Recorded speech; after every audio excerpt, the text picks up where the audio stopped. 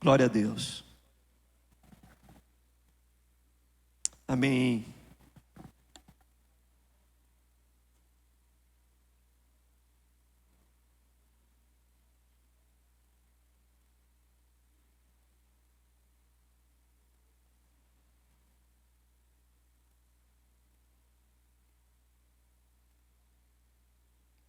Amém, queridos.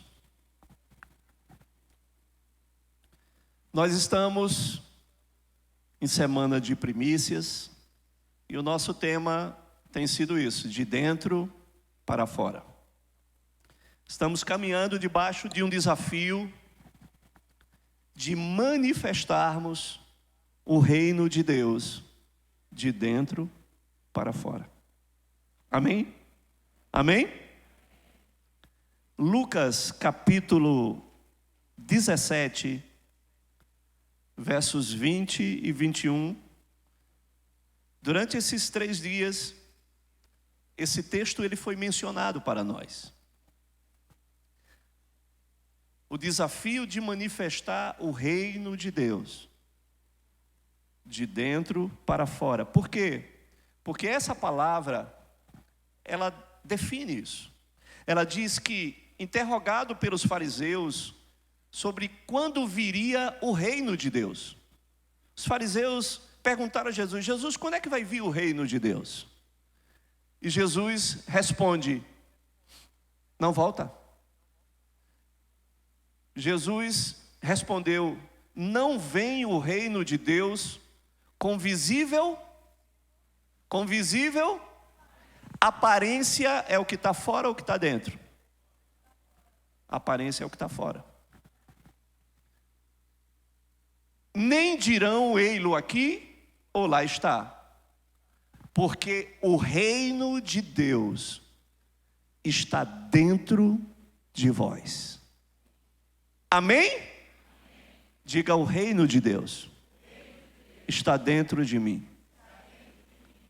Mas como pode um reino estar dentro de nós? Como pode um reino estar dentro de nós? Essa é uma boa pergunta, e eu vou respondê-la. O reino de Deus, ele não precisa de um palácio para estar dentro de nós. Amém? Porque quando a gente fala de reino, as imagens ela vêm. Sim ou não? A gente imagina um palácio. A gente imagina algo imperioso. Mas o reino não precisa de um palácio para estar dentro de nós. Porque uma das coisas para que um reino possa existir antes de qualquer outra coisa é a figura de um rei. Amém? Para um reino existir, antes de um palácio, antes de possessões de terras, antes de qualquer coisa, é necessário existir um rei. E isso é o suficiente. Então, se apenas o rei entrar dentro de nós, o reino estará dentro de nós. Amém ou não amém? Então, somente o rei estiver dentro de nós, e ele poder estabelecer o seu trono dentro de nós, o seu trono dentro do nosso coração, o seu reino estará presente. Posso ouvir um amém por isso? Posso ver uma expressão de ação de graça por isso?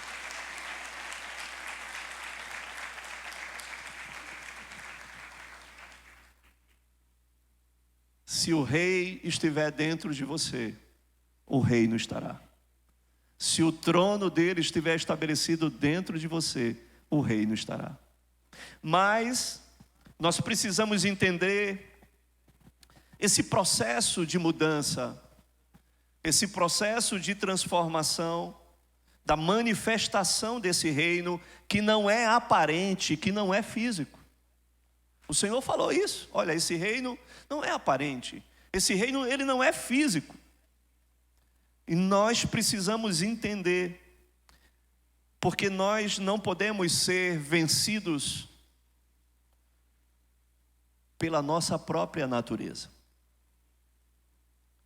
E aí, nós precisamos entender isso, compreender isso de forma clara. Em Mateus capítulo 7, a partir do verso 15, agora vamos entrar.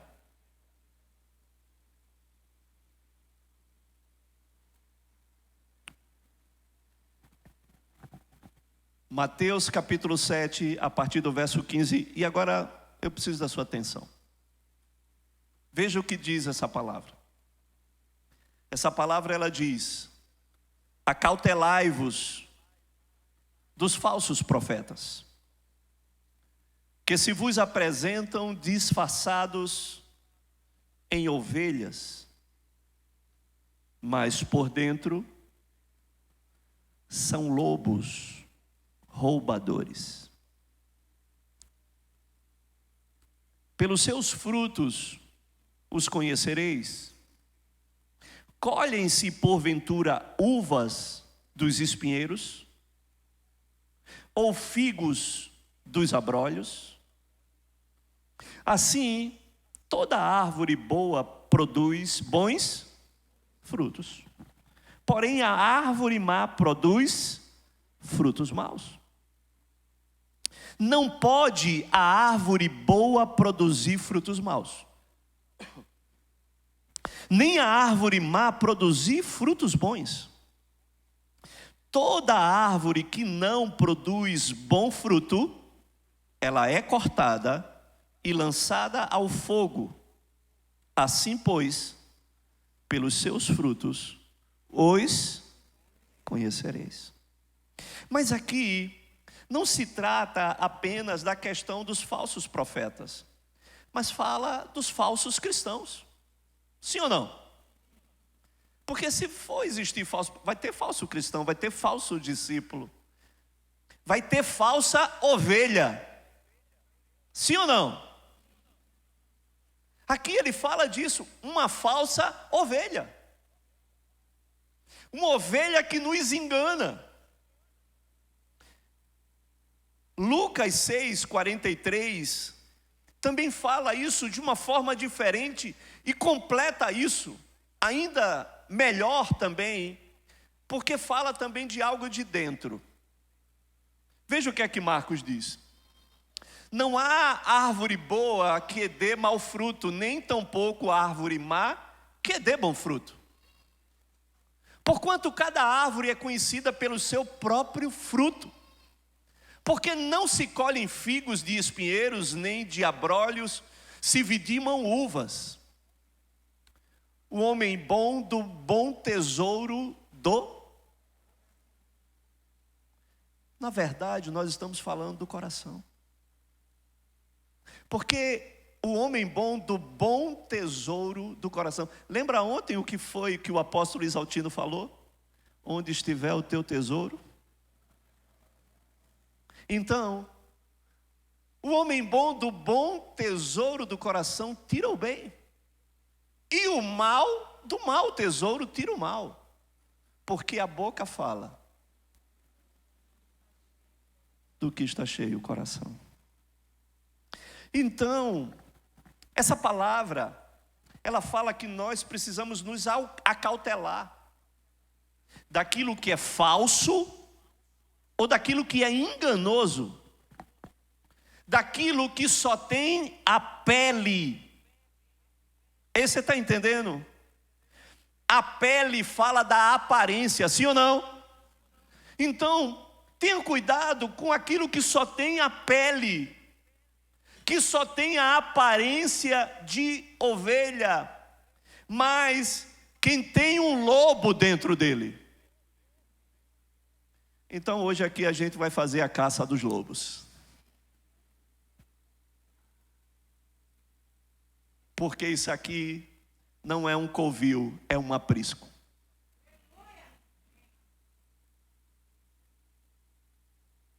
E o pastor, ele cuida de ovelha, ele não cuida de lobo.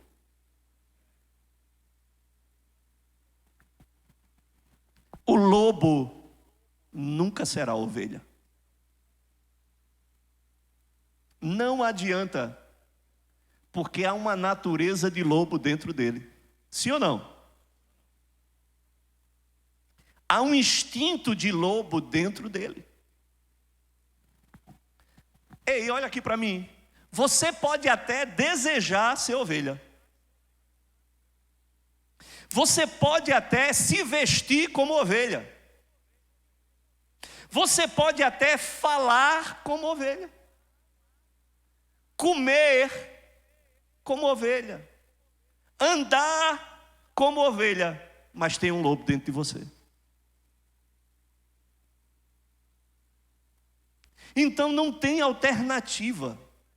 Não adianta parecer ovelha por fora, falar feito ovelha por fora, andar como ovelha por fora, comer feito ovelha, mas não adianta, porque o lobo vai estar vivo dentro de você. E não tem como mudar uma natureza de lobo para uma natureza de ovelha, porque é algo que está dentro, é algo que fala de uma natureza. Então a única alternativa, você tem que matar o lobo que está dentro de você. Esse lobo precisa ser morto para que possa nascer uma nova ovelha. Amém? E é por isso que o Senhor estabeleceu a cruz. O evangelho que nós estamos falando, proclamando, pregando, é o evangelho da cruz. É o evangelho da morte. Amém? Tem gente que tem lobo, tem gente que tem pitbull, né? Você já conheceu uma mulher pitbull? Tem homem lobo, tem mulher pitbull. Tem que matar esse pitbull que está dentro de você, né? Tem que matar esse lobo que está dentro de você, que é predador o tempo inteiro. Não tem jeito. Não adianta querer botar só a roupinha, porque estamos falando de natureza, que é de dentro para fora. Você está me entendendo?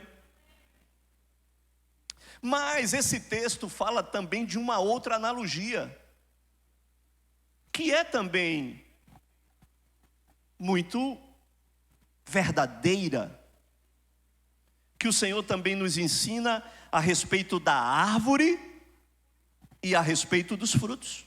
Amém? Árvore e frutos. E ele nos questiona. Ele nos questiona dizendo: pode uma árvore boa dar maus frutos? Pode uma árvore má dar bons frutos? Pode colher uvas de espinheiros? Pode-se colher figos de abrolhos? Não tem. Porque não se quebra a força da natureza. Não tem como se quebrar a força de um DNA que está fora ou dentro. O DNA está fora ou está dentro? Está dentro. Como eu quebro a força de uma natureza, a força de um DNA? Um DNA de figo, ele não pode dar brolho. Um DNA de uva não pode nascer espinho. Amém? Se você está ligado à videira, a videira ela não dá espinho, ela dá uva. Amém ou não amém? E por que essa analogia? Porque a uva é a fruta da alegria. Diga alegria. Então, a videira só vai produzir alegria. A videira, ela não fere. Espinheiro fere. Espinheiro machuca, sim ou não? Mas a uva, o fruto da vide é uva. É o fruto da alegria. Você tem que produzir isso. E se você estiver ligado à videira, você vai produzir isso. Amém ou não amém? Você está entendendo isso? Então, uma árvore, ela não será conhecida apenas pelas folhas.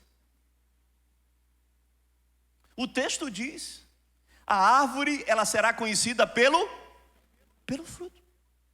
Ela não será conhecida pelas folhas. Podemos nos confundir com folhas, sim ou não? Mas a gente se confunde do fruto. Talvez você não conheça muito bem o fruto pela folha, mas o fruto ela é inconfundível. Não conhecemos a árvore pela sombra, pelas raízes. Você vai ver uma raiz, como é que... Algumas você pode até, mas você não vai conseguir identificar todas. Vai conseguir? Não se conhece pelas raízes. Mas ela é conhecida, reconhecida e valorizada pelo fruto. Amém? Pela capacidade de produzir o fruto e de gerar alimento. Ela é importante nesse sentido. Então, isso é relevante para nós. Há um processo que o apóstolo Paulo, ele declara em uma analogia entre Israel e o povo gentil, que fala sobre mim e você. E isso também é uma revelação muito poderosa para nós, que o Senhor quer entregar para você hoje. Romanos 11, a partir do verso 16, e tem tudo a ver com essa semana, né? Veja o que diz Romanos 11, a partir do verso 16. Veja o que o apóstolo Paulo declara. Vem comigo. Diz o seguinte: e se forem santas as... Eita, a gente está em semana de... O apóstolo Paulo fala, e se forem santas as primícias da massa, igualmente o será a sua totalidade. E se for santa a raiz, também os ramos o serão. Se porém, agora escuta e tenha atenção agora. Se porém, alguns dos ramos foram quebrados, e tu, sendo oliveira brava, foste enxertado em meio deles e te tornastes participante do quê? E olha só, ele está falando, e vós que fostes oliveira brava, tu fostes quebrada, tu fostes arrancada da oliveira, separada da oliveira brava, e fostes enxertada, e tornastes participantes da raiz e da seiva da oliveira. Não te glories contra os ramos, porém, se te gloriares, sabe que não és tu que sustenta a raiz, mas a raiz a ti. Vai pegando aí. Dirás, pois, alguns ramos foram quebrados, para que eu fosse enxertado. Bem, pela sua incredulidade foram quebrados, tu, porém, mediante a fé, estás firmes. Não te ensoberbeças mas teme, porque se Deus não poupou os ramos naturais, também não te poupará. Paulo está falando sobre primícias, e ele está dizendo, olha, se dermos dos primeiros frutos ao Senhor, se dermos das primeiras sementes ao Senhor, e dessas sementes nós fizermos a massa, todas as sementes e os frutos que foram consagrados a partir dos primeiros, todos os demais serão abençoados, amém? Assim, a massa que foi feita também dos primeiros frutos e das primeiras sementes, toda a massa que for feita também será abençoada. Toda a massa, todo o pão será abençoado a partir dos primeiros frutos, a partir das primeiras sementes. Ele está falando de um princípio. Ele está falando sobre primícias. E aí, depois disso, ele diz, se a raiz for santa, os ramos também serão santos. Amém? Então, se a raiz for santa, os ramos e os frutos também serão santos. Sim ou não? Você está entendendo? Por quê?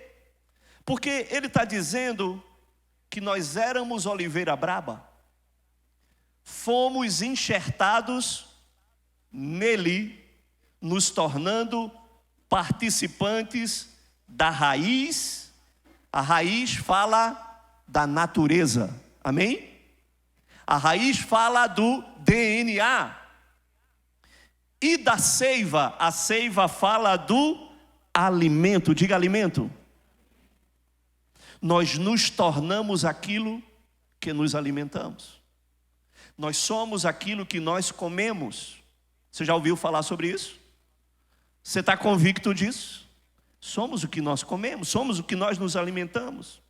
Então, você sabe que não é você que sustenta a raiz, mas é a raiz que te sustenta. Amém? Como eu sou pedagógico, agora eu vou colocar umas imagens para você. Amém?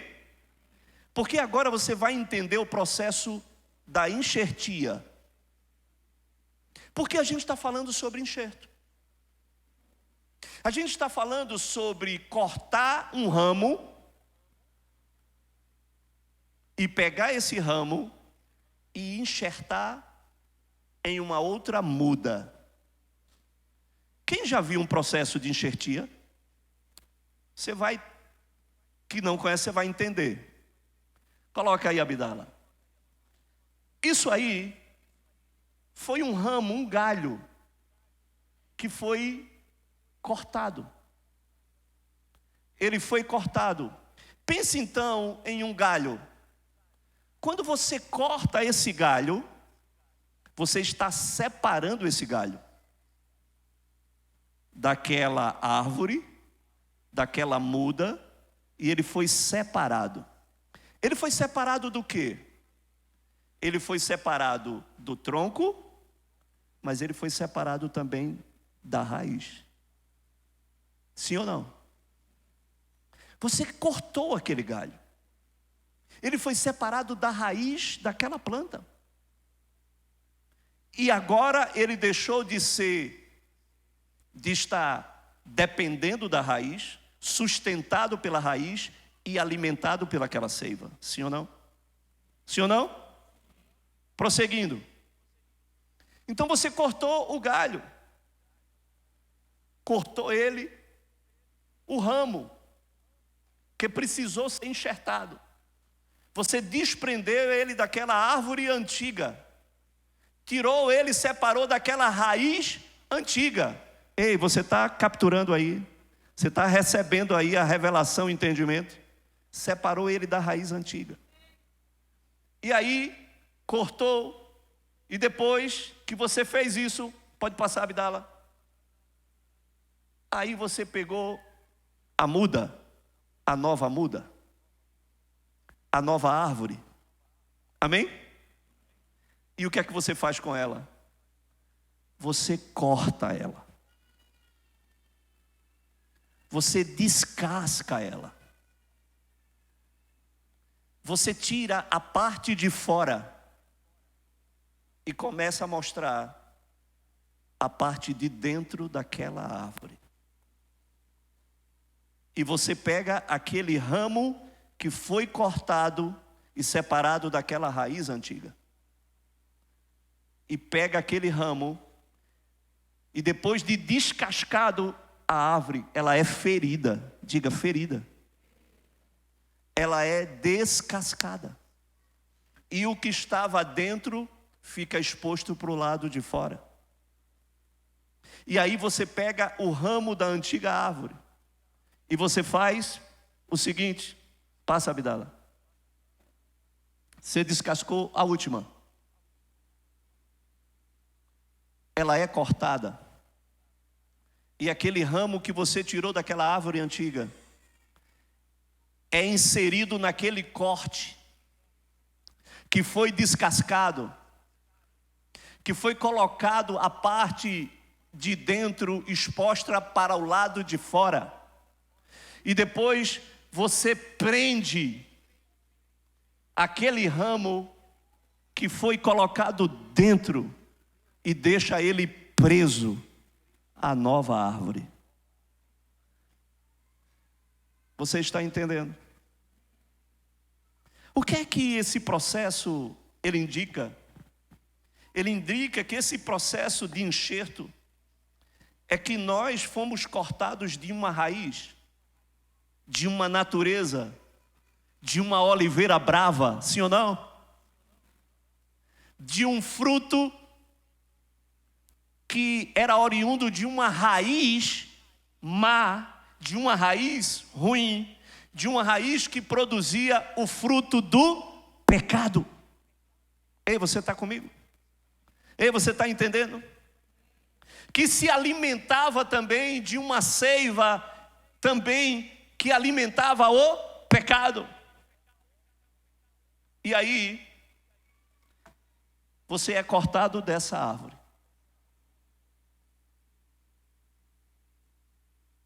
E você é agora desligado daquela raiz antiga. Você é desligado daquela natureza antiga. Você tem um DNA que ainda está no ramo, é verdade? Mas a fonte da origem, da natureza, você foi desligado dela. E agora, você não se alimenta mais daquela seiva. E a palavra que Paulo fala, agora você se torna participante de uma nova raiz e de uma nova seiva. Você está entendendo? Você, quando é enxertado dentro daquela muda, daquela árvore, aquela muda tem uma raiz, aquela muda, ela produz uma seiva. E agora você vai ser alimentado pelaquela seiva. E todo o DNA que existia naquela raiz passa a transcorrer de dentro de você.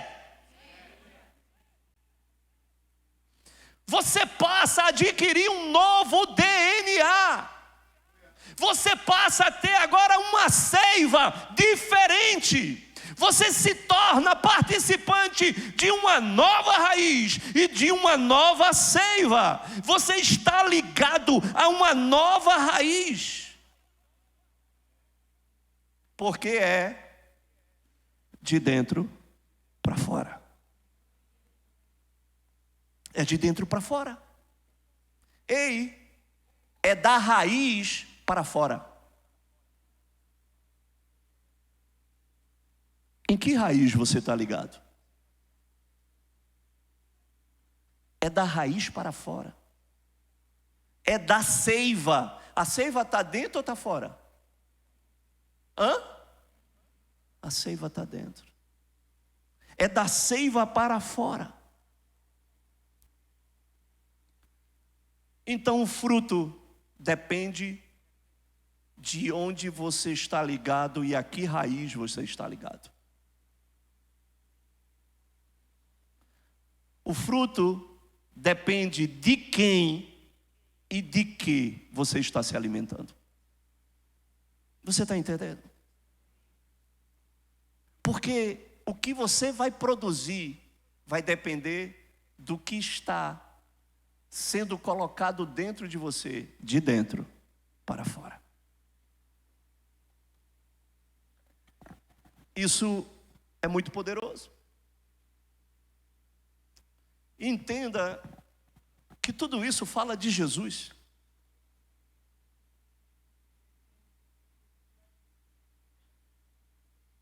Porque Jesus, ele foi a árvore que foi ferida, descascada, exposta ao que estava dentro, para ser colocado para o lado de fora. Porque é de dentro para fora. Esse mesmo princípio tem uma história muito interessante que foi baseada nesse princípio. Uma história sobre Jacó. Quem conhece Jacó? Jacó, ele utilizou um pouco desse processo parecido da enxertia. E você sabe que Jacó era conhecido como... De que maneira Jacó era conhecido? Como? Enganador. Isso mesmo. Jacó, ele era conhecido como enganador. E Jacó, ele vai para casa de um parente chamado Labão. E Jacó, ele se apaixona pela filha de Labão. Como é o nome da filha de Labão? Raquel. E Jacó se apaixona pela filha de Labão e oferece uma proposta para se casar com uma filha. Labão, um cara muito, aqui para nós, muito mala. Ele disse, tá bom, vou te dar a minha filha, mas você vai trabalhar 7 anos para mim. É o pagamento, é o dote. E Jacó trabalhou 7 anos. Chegou o dia do desposamento e o dia das núpcias. Festa durante 7 dias. No dia das núpcias, ele chegou e disse, vamos dar mais vinho para Jacó. Vamos deixar ele mais alegre. E Jacó toma mais vinho do que poderia tomar. E vai para o seu quarto. Quando era para Raquel ir para o seu quarto, o pai disse, prende Raquel. E manda a irmã mais velha. E faz com que ela se deite com ele. E ele, melado, não viu o que a embriaguez não faz. E aí coabita com a filha mais velha, com Lia. Quando chega de manhã, ele dá em si e tira o lençol. Quando ele se depara, Lia. E agora? Ele vai e corre para Labão. Diz, Labão, o que foi que você fez? Não, Jacó. O costume daqui é que a filha mais velha, ela sempre tem que casar primeiro do que a filha mais nova. Agora você vai ter que ficar com ela. Mas eu amo Raquel. Raquel é a mulher da minha vida. Vai ter que levar Lia também, meu filho. Não tem jeito. E agora? Mas você vai me dar Raquel. Vou dar Raquel. Mais 7 anos de trabalho. Deixa eu lhe falar uma coisa. Aonde tem um Jacó, sempre vai ter a escola de Labão.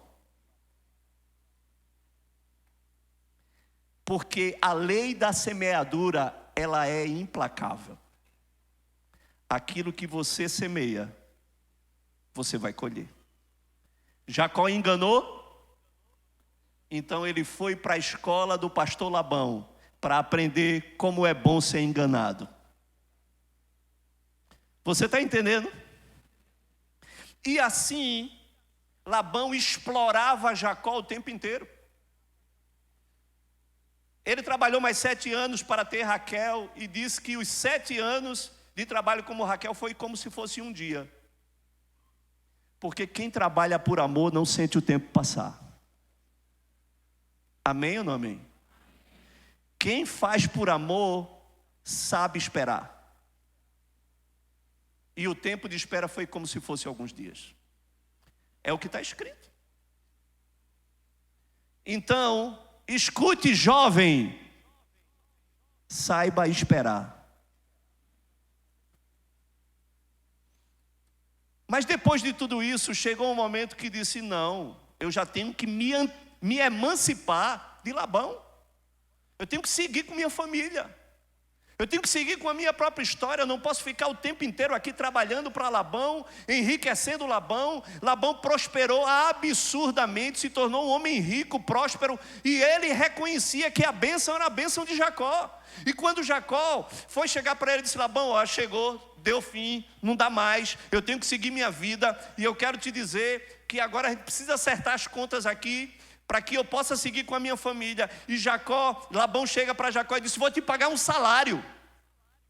Disse, não, essa história de salário não dá certo, toda vez você me engana. Dá não. Vamos fazer o seguinte, eu quero ter uma proposta para lhe fazer. E aí Jacó faz uma proposta para ele. Está vendo o teu rebanho?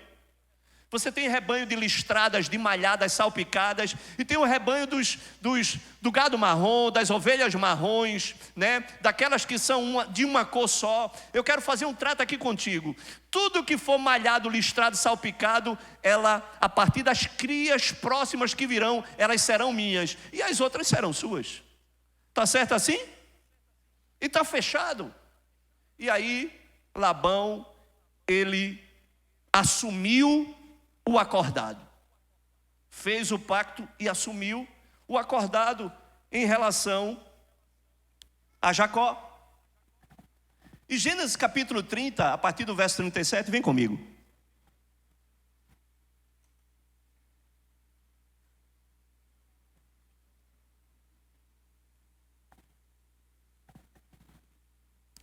Tomou então Jacó varas verdes de álamo, de aveleira e de plátano, e lhes removeu a casca. Você já viu alguma coisa parecida? A gente acabou a ver agora na enxertia.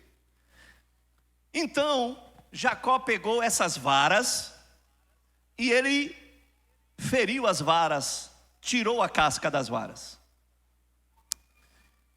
Em riscas abertas, deixando aparecer o quê? A brancura das varas. Ele deixou aparecer a parte de dentro, sim. Mesmo processo. O processo da enxertia, que você fere a vara, raspa, tira a casca e mostra aquilo que estava dentro para o lado de fora. As quais assim, escorchadas, pôs ele em frente do rebanho, nos canais de água e nos bebedouros, aonde os rebanhos vinham para matar a sede, e conceberam quando vinham a beber. E concebiam um rebanho diante das varas. E as ovelhas davam crias listadas, salpicadas e malhadas.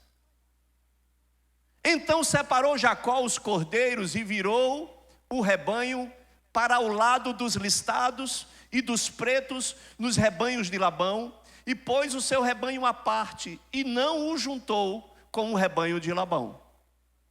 E todas as vezes que concebiam as ovelhas fortes, punham Jacó as varas à vista do rebanho. As varas estavam lá descascadas, A parte de dentro estava mostrando, exposta para o lado de fora.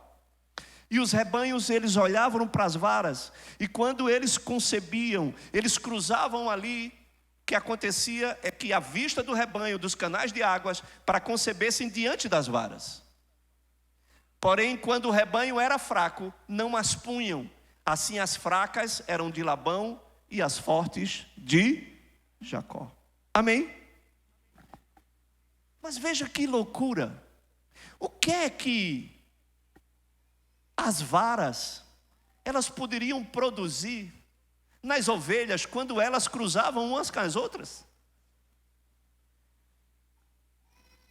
Geneticamente nada poderiam produzir. Isso não deveria influenciar quando as ovelhas cruzavam. Todas as vezes que elas iam no bebedouro beber a água, elas se deparavam com as varas descascadas.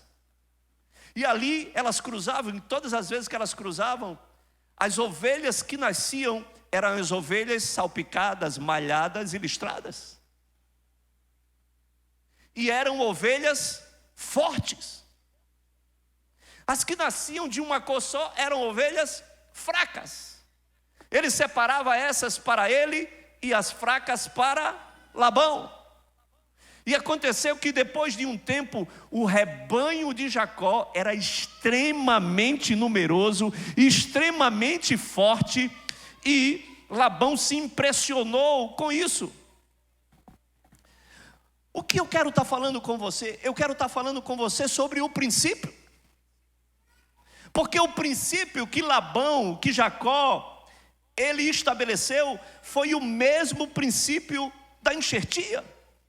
Daquilo que as ovelhas elas viam. Jacó, ele fez um ato profético em fé. E ele disse, olha, aquilo que as ovelhas vão ver, vai gerar fertilidades nela. Aquilo que elas verem, a visão que elas tiverem, vai gerar uma fertilidade nelas de tamanha que haverá um rebanho numeroso e um rebanho diferenciado. E ele passou a multiplicar extraordinariamente. E o que é que acontece? A visão, aquilo que nós vemos, interfere diretamente no fruto que produzimos. Ei, você está aqui comigo? A visão, ela interfere no fruto.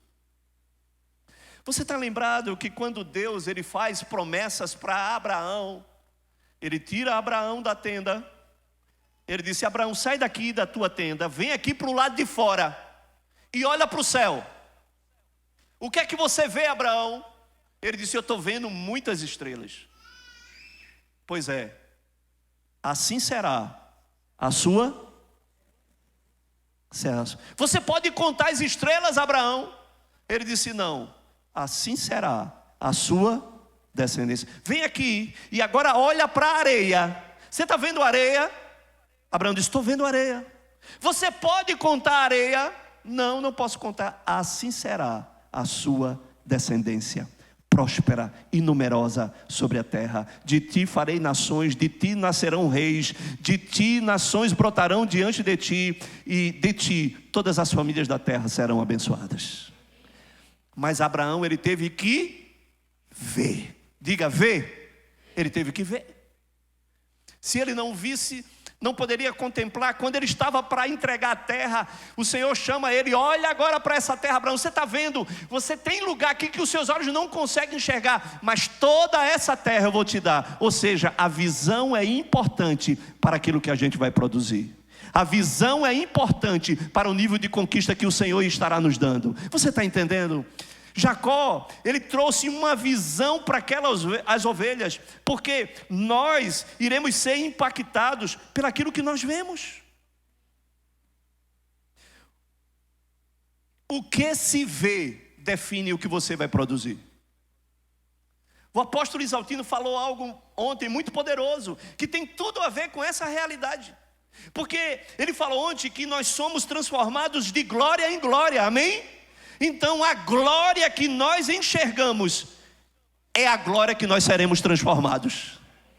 A glória que nós vemos é a glória que nós iremos manifestar. É pelo que nós vemos. Nós iremos nos tornar aquilo que nós enxergamos. Você está entendendo? Iremos nos tornar aquilo que enxergamos. Só conseguiremos manifestar a glória que nós enxergamos. Esse foi o princípio que Jacó estabeleceu. E não é diferente também o discipulado de Jesus. Ele disse que ele foi a vara que foi descascada, para que os seus discípulos pudessem ver a brancura do seu interior, a santidade do seu interior, a pureza, a bondade, o amor. O fruto vem de dentro. Precisamos enxergar o que está dentro para produzir o fruto do lado de fora. Eu quero dizer para você aqui essa noite que em nosso discipulado nós somos as varas. No ide de fazer discípulo, o Senhor também estabeleceu nós como as varas, que precisam ser descascadas. E todas as vezes que alguém for na fonte beber, ele precisa ver a vara descascada. Esse é o princípio do discipulado. Quando alguém tiver de beber da sua fonte, a diferença que vai existir na bebida e na comida é como está o teu interior. É como você é por dentro da casca. Você está me entendendo? Quem você é depois da casca? E nós só iremos produzir o fruto se formos descascados. Qual é a casca que precisa ser removida em você? Para que possa aparecer o que está dentro. Ei, o Senhor não se move pela casca que está do lado de fora. O Senhor se move pelo conteúdo que está dentro. Você está me compreendendo? Esse foi o princípio. Temos cascas que precisam ser removidas, sim ou não? Sim ou não? Para que as listas brancas elas possam aparecer e ficar visíveis. Porque é o que está dentro que vai produzir o que precisa ser produzido do lado de fora.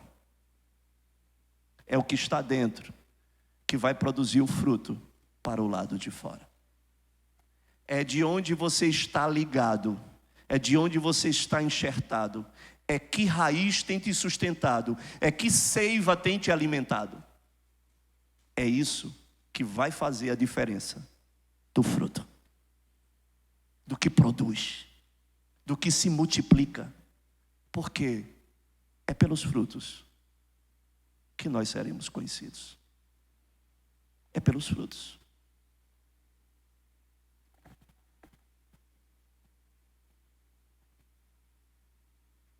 Que frutos nós temos produzido? Baseado na raiz que nós estamos ligados e na seiva que nós temos nos alimentados. Isso é o princípio do que está dentro para se produzir o que precisa ser produzido para o lado de fora. Precisamos produzir fruto que sacia a fome de quem está com fome. Precisamos ser o alimento que produz o fruto, que sacia a fome. Que fruto nós temos gerados? Porque uma árvore boa, ela vai dar fruto bom. E uma árvore má, ela só vai produzir fruto mau. Qual é o lobo que está dentro de você, que precisa ser morto, para que uma nova ovelha possa ser gerada? Não adianta. O enxerto só se estabelecerá quando você é cortado da raiz e é enxertado em uma nova raiz.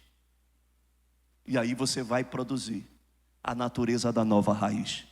Uma natureza incorruptível, uma semente incorruptível, uma semente que não é humana, uma semente que é divina, de uma árvore que foi ferida, rasgada, descascada, para que aquilo que estava dentro pudesse se manifestar do lado de fora e pudesse nos alcançar e pudesse produzir em nós um novo DNA, uma nova natureza capaz de produzir novos frutos.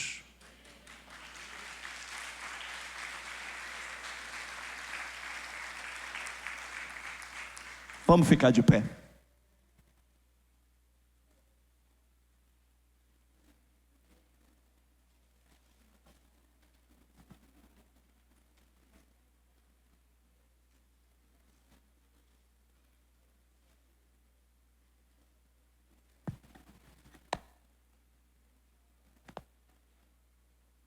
Glória a Deus. Porque Deus, Ele foi criativo em resolver o problema da nossa natureza. Amém ou não amém? Como Ele foi criativo. Como Ele conseguiu resolver um problema de natureza. Como mudar uma natureza? Como mudar um DNA? Com um DNA mais puro, com um DNA mais limpo, com um DNA sem contaminação, com um DNA que não havia pecado. Amém? Como não mudar isso? Como não mudar essa natureza? Como não mudar o fruto? E o fruto só irá permanecer se você permanecer na raiz. Se você permanecer se alimentando de uma seiva capaz de te nutrir o suficiente e te fazer produzir o fruto que permanece. Amém? Produzir, pois, frutos dignos de arrependimento. Essa é a palavra. Fruto dignos de arrependimento. O fruto que permanece. O fruto que gera semente, que gera fruto, que gera uma nova árvore, que se multiplica. Um fruto que se reproduz. Um fruto que não é capaz de mudar a essência, porque está ligado na natureza. Não tem.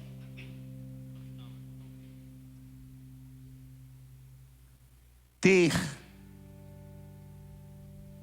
é o que você tem do lado de fora, mas ser é o que você é do lado de dentro. E a expectativa do reino é que eu preciso ser. Tudo começa no ser. Tudo começa em ser. Tudo começa dentro. O que eu sou dentro irá impactar naquilo que eu produzo do lado de fora. Por isso que nós somos desafiados a ser discípulos de Jesus. Porque se nós formos, e Ele diz, e serão verdadeiramente meus discípulos. Veja a régua qual é, de ser verdadeiramente discípulo. Por que Ele colocava a régua de ser verdadeiramente discípulo? Porque tem o o falso. Tem um falso. Acautelai-vos daqueles que têm apenas a pele de discípulo, mas tem um lobo dentro dele. E sereis verdadeiramente meus discípulos, se alguém quiser vir após mim, a si mesmo se negue, dia a dia, tome a sua cruz e sigam-me, e assim sereis meus discípulos. Não tem jeito, não tem atalho, não tem atalho. Temos que passar pela obra da cruz. Temos que matar o lobo que está dentro de nós. Temos que se desprender, ser desligado da antiga raiz e sermos enxertados na nova raiz, e dela beber e dela comer. Assim, o bom fruto irá ser produzido, irá permanecer. Espírito Santo de Deus, Espírito Santo de Deus, estamos aqui, Senhor, caminhando debaixo de um grande desafio, Senhor. O desafio de manifestar o reino que está dentro para o lado de fora. O reino só estará dentro de nós quando o rei estiver assentado no trono do nosso coração. Porque aonde estiver esse trono, e aonde ele estiver assentado nesse trono, ele estará governando. Ele estará governando. Ele estará sendo Senhor. Ele estará reinando. Senhor, o teu reino não é dessa terra. O teu reino não é desse mundo. O teu reino não precisa de palácios. O teu rei só precisa de um rei assentado no trono. Essa noite, Senhor, nós queremos, ó Deus, colocar a nossa vida diante de Ti. E Senhor, Tua palavra diz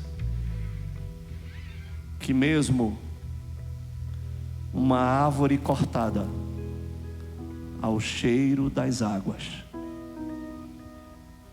ela enxertada, ela voltará a brotar.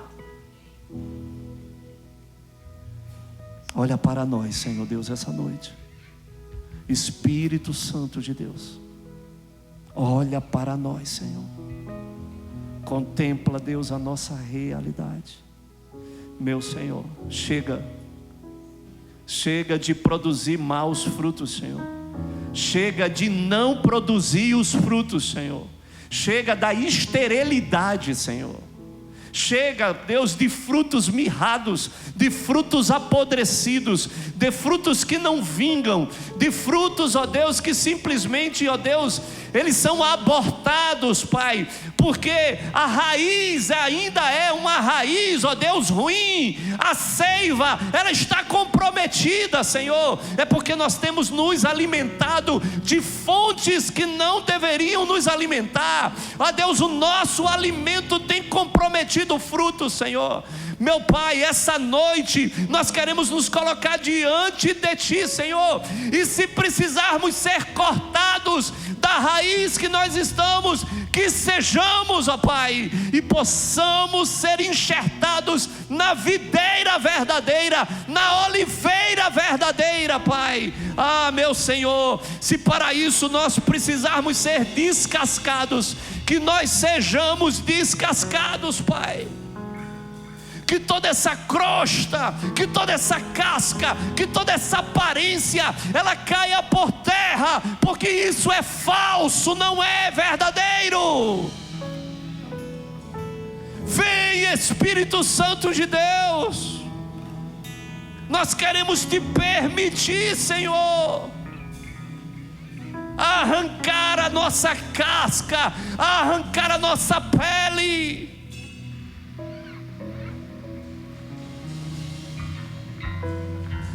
para aquilo que está aparente, Senhor. não nos engane, não podemos ser enganados pelaquilo que está aparente. Nós precisamos expor o que está de dentro, é a essência, é a natureza, Pai, é a raiz. Oh Espírito Santo de Deus, que possamos dar um basta, Senhor Deus, para o engano, que possamos dar um basta, ó Deus, para aquilo que não é a verdade. Ah, Senhor,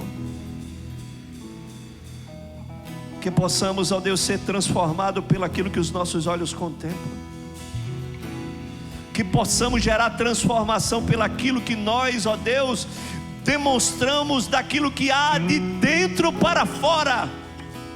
O que produz o fruto não é o que está fora, o que produz o fruto é o que está dentro. Oh Espírito Santo de Deus, intervém, Senhor Deus, sobre nós essa noite, e comece, ó Deus, a produzir um fruto digno, um fruto que permanece, um fruto que floresce, Senhor. Não permita, Senhor, que os fungos do pecado, os fungos desse mundo possam fazer mirrar o fruto, mas que o fruto seja fortalecido, porque a seiva é uma seiva pura. A seiva é pura. Não há mistura na seiva, não há contaminação na seiva. Oh Espírito Santo de Deus, vem aqui sobre nós, Senhor, e nos faça permanecer, Senhor. Nós queremos permanecer na sua presença, Senhor, ligados, Senhor, presos, Senhor. Queremos estar presos a Ti, Senhor. Queremos estar amarrados pelas Tuas cordas de amor, que mesmo que desejemos nos desprender, nós estamos presos, amarrados, ligados,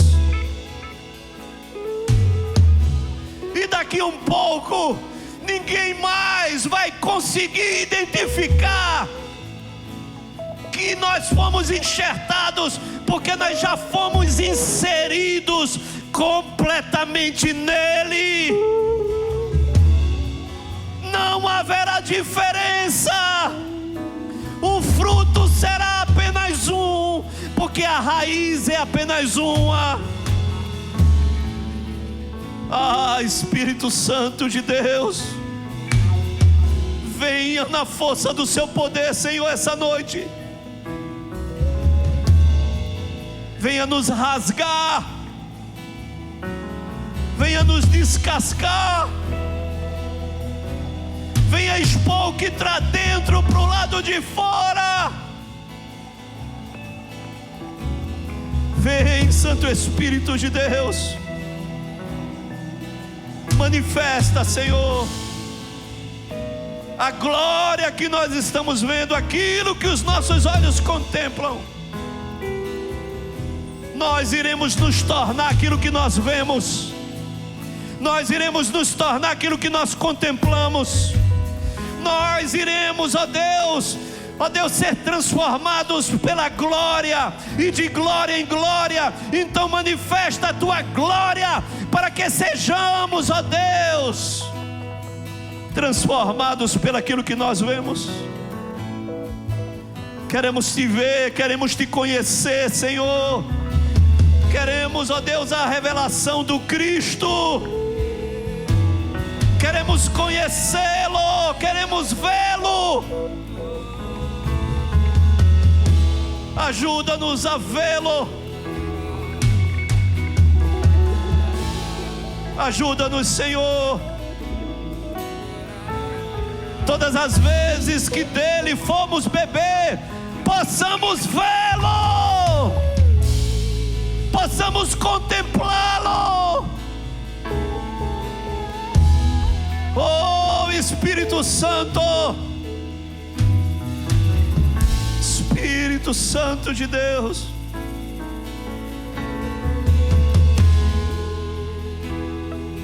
gera em nós, ó Deus, o desejo de produzir o bom fruto,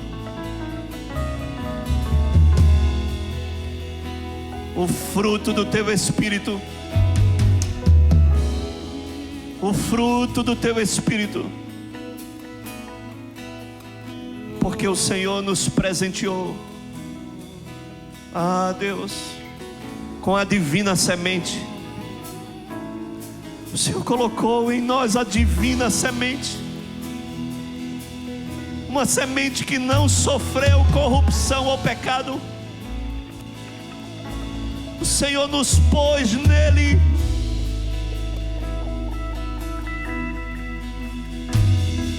Espírito, o Senhor nos deu o seu Espírito, aquele que produz o bom fruto. Vem aqui, Senhor, mais uma vez, Senhor, e gera em nós arrependimento, gera em nós o desejo de mudança, Senhor, a escolha e a decisão pela mudança, Senhor.